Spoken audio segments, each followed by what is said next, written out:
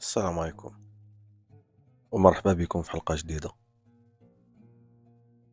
قرب لي نقول لك، في هذا العصر اللي كيتبدل فيه كل نهار العلاقات الإنسانية حتى هي ولات كتعيش على إيقاع السرعة.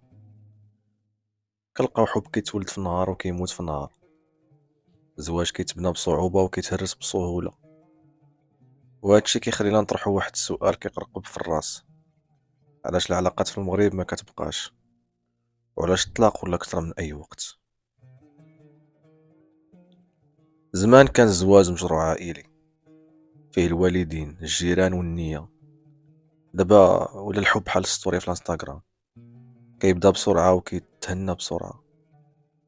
الجيل الجديد باغي الحرية، باغي الإحساس، ولكن ما موجدش المسؤولية العلاقة.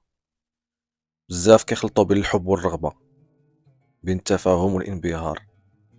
كيوقع الصدام منين كتواجه الرغبة مع الواقع. وماشي بزاف اللي ترباو باش يفهموا شنو يعني يحترم شريك حياته، أو يعبر على مشاعره بلا ما يتحشم، أو يصبر في وسط الخلاف.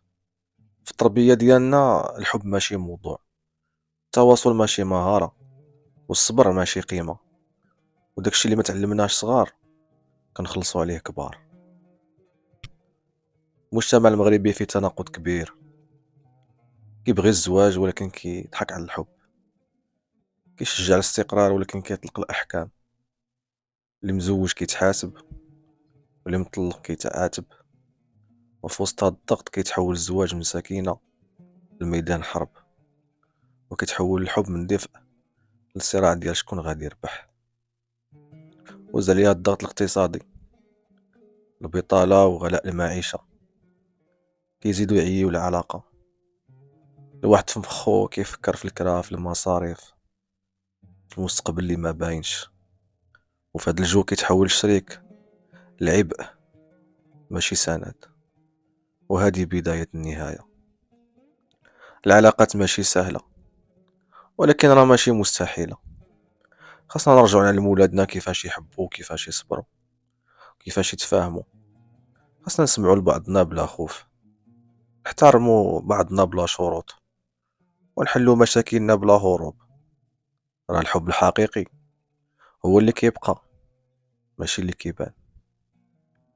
وفي وسط العلاقة كاين لحظات كتخلي القلب يتكاسر، كلمة جارحة، تصرف بارد، نسيان مقصود ولا غير مقصود. هنا كيتطرح سؤال جوهري: واش نقدر نسامح؟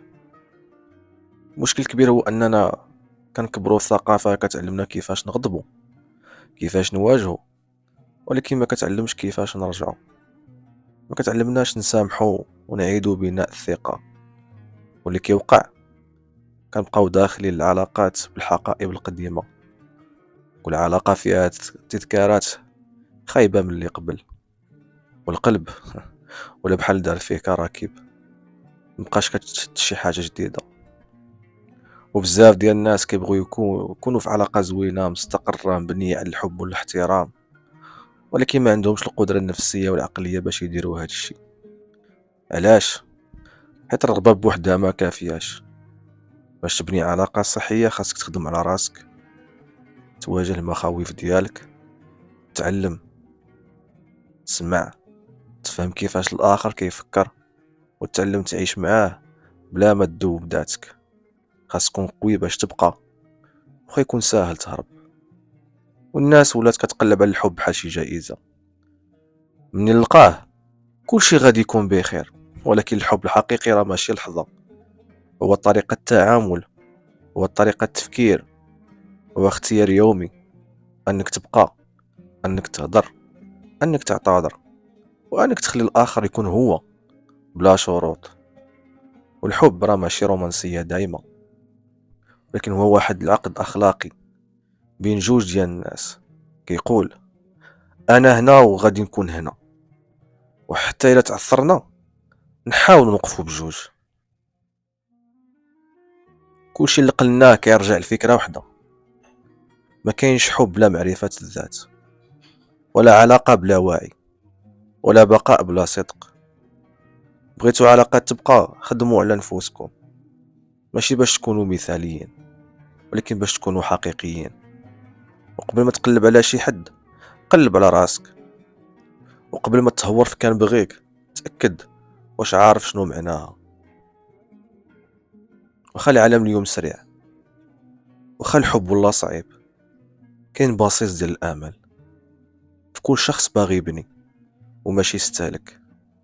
كاين بصيص ديال الامل في كل قلب مازال كيآمن بأن البقاء مع الآخر هو أقوى شكل من أشكال الحرية. ديما كنسمعوا الناس تبدلات، ما بقاش الحب بحال اللي كان، ولكن واش بصح الناس تبدلات ولا غير الظروف هي اللي ولات كتشكل تصرفاتنا وكتضغط علينا من كل جهة؟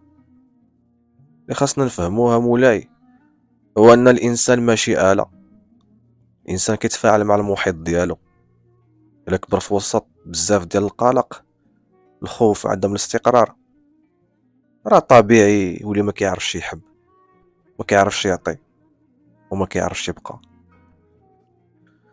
والناس اليوم ولات كتخاف من التعلق، كتخاف من الخيانة، كتخاف من الفقدان، وهذا الخوف كيبني سور بين القلوب. والرجل المغربي اليوم تايه بين تقاليد الجدود ومتطلبات العصر، باغي يكون قوي ولكن حتى هو باغي شي حد يفهمه. والمرأة حتى هي كتعيش في هذا الخلط، كتحاول تكون مستقلة، ولكن كاين اللي مازال كيشوف الاستقلال تهديد. مفاهيم الرجولة والأنوثة ما بقاش فيها وضوح، وهنا كنلقاو مشاكل التواصل. كل طرف ما عارف شنو مطلوب منه ولا شنو كيتسنى منه الآخر. واش عمرك فكرتي علاش العلاقات في هذا الوقت كدوز بحال المنتوج؟ عندها صلاحية، كتخدم وقت قصير، ومنين كتولي فيها شوية د العيا كنلوحوها. الإشكال هنا ماشي في الناس ولكن في الفكر الاستهلاكي اللي ولا داخل حتى في العاطفة. أنا كنقلبوا على العلاقة اللي تعطيني ماشي العلاقة اللي نكبروا فيها بجوج. واللي كيبغي يدخل علاقة مرات كيكون خايف من الوحدة أكثر من أنه باغي الحب، وهذا النوع من العلاقات كيمشي مباشرة نحو الفشل، حيت مبني على حاجة ماشي على نية. والإنسان اللي ما متصالحش مع العزلة ديالو ما غاديش يقدر يعطي شي حاجة صحية في الارتباط. باش تبني علاقة خاصك تكون عامر من الداخل، ماشي خاوي وكتعمر بالآخر.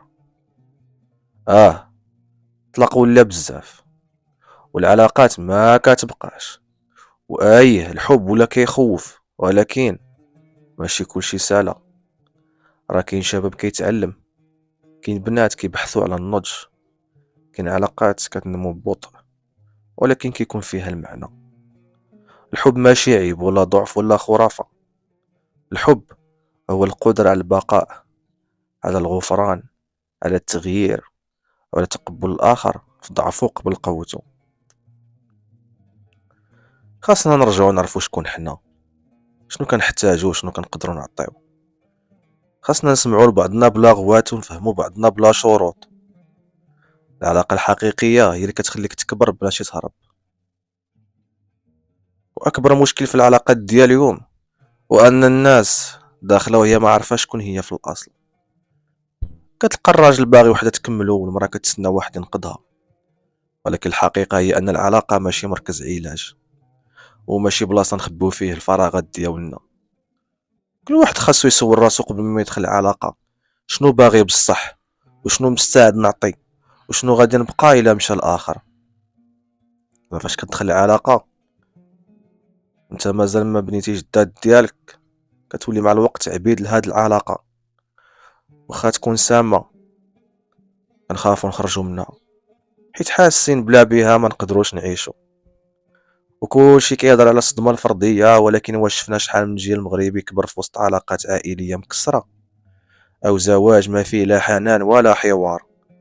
راه بزاف من الناس شافوا الأم كتصبر على أب صامت، أو الأب كيعامل مراتو كأنها خدامة ديالو، أو الجدين عايشين حياة بلا حب ولكن باقين مجموعين. وهاد الصور ولات راسخة في العقل الباطني. الحب كيتبدل، الرجال ما كيعطيوش الحنان، المرأة خاصها تضحي بلا مقابل. وهنا كنولي ندخلو العلاقات مشحونين بالخوف، بالحذر، وبالعدوانية. وهذا علاش بزاف من العلاقات كطيح من أول مشكل. حيت كل طرف داخل مدجج بأسلحة ديال الحماية النفسية وماشي النية الطيبة. الحب الحب في الجوهر ديالو هو تعرية النفس، انك توري شي حد نقاط ضعفك، تبكي قدامه، تعترف ليه بعيوبك وتقول ليه ها انا، بلا حتى شي قناع. واش غادي تبقى؟ ولكن هاد الجرأة ولات نادرة، وهاد الانكشاف كيبان خطر، خصوصا في زمان فيه الخيانة ولات سهلة والبديل ديما متاح بكليك. هنا كيبان مشكل العصر، بغينا الحب ولكن ما بغيناش الضعف اللي فيه، بغينا العلاقة ولكن بلا المخاطرة. النضج العاطفي ماشي كيتشرى وماشي كيتعلم غير من الكتب، هو رحلة فيها البكا وفيها الندم وفيها الغلط وفيها التعلم من القلب. هو انك توصل لواحد المرحلة وتقول انا ماشي باغي شي حد يكملني، انا باغي نبني معاه. هو انك تقدر تقول انا غلطت سمح ليا، او انا ماشي بخير عاوني، او حتى انا محتاج شوية وقت، ماشي نهرب ولكن باش نرتاح. ايوا دابا بعد هاد التشريح الكلي كتجيك فكرة سوداوية كتقول في راسك ما كاينش امل، كلشي كيتفرقع. ولكن لا، الامال ماشي في الحكايات المثالية ولكن في التغييرات الصغيرة. الامل في داك الراجل اللي بدا يتعلم يعبر على مشاعره، في داك البنت اللي قررت تصبر وتفهم قبل ما تحكم، في داك الكوب اللي قرروا يمشيو عند مختص باش ينقذوا شي حاجة غالية. الحب راه باقي، ولكن خاص اللي يقدر عليه ماشي اللي يحلم به. واش بصح كنحبو ولا غير كنحتاجو شي حد يعمر لينا فراغاتنا؟ واش مستعدين نبقاو نصلحو ولا نهربو اول ما تبان الريح؟ جاوبوا في ريوسكم، حيت من الجواب تقدر تولي العلاقات الجاية هي البداية الصحيحة. وصلنا لنهاية هذه الرحلة، رحلة في عالم العلاقات، زوايا الحب وفي دهاليز النفس. يمكن لقيتي راسك في شي فقرة، يمكن بكيتي بلا ما تحس، يمكن حسيتي بشي فراغ قديم تحرك، ويمكن غير سكتي وقلتي في راسك هادشي كيعنيني. ولكن الحقيقة راه كنا في هاد المركب كنقلبو على شي حد يسمعنا يفهمنا ويقبلنا بلا شروط. كنا بغينا نبقاو ولكن كنخافو نتوجعو، كنا بغينا نكونو مهمين ولكن ما عارفينش نعبرو. واخا كلشي داير بينا كيشجع على الفراق، على السرعة وعلى الهروب، راه باقي كاين امل، باقي كاين شي قلوب كتآمن وكتصبر وكتحب بصدق.